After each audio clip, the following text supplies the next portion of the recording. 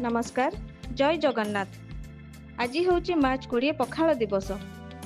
एमितिरे पखाल प्रति ओडिया घरे परिचित, किंतु एही दिवस रे मो परी जो माने ओडिशा बाहर किंबा इंडिया बाहर रोचंती सेमाने मध्य एही पखाल दिवस को बहुत खुशी रे पाली थांती। पखाल केवल खाद्य नुहे, आम ओडिया संस्कृति और पारंपरिकतार अंश अटे।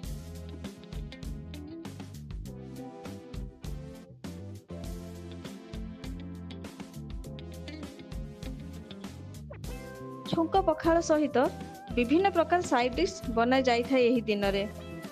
आज मु मध्य छुंक पखाल सहित किछिटा साइड डिश बनैछि।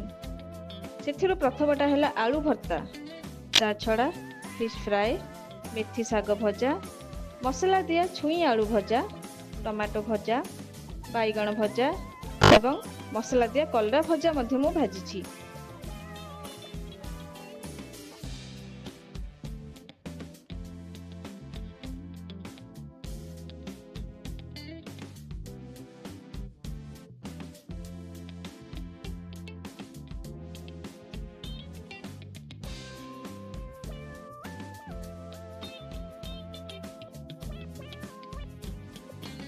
आपण माने पखाल दिवस को केमिति भाबरे पालन कले कमेंट निश्चय जणेबे।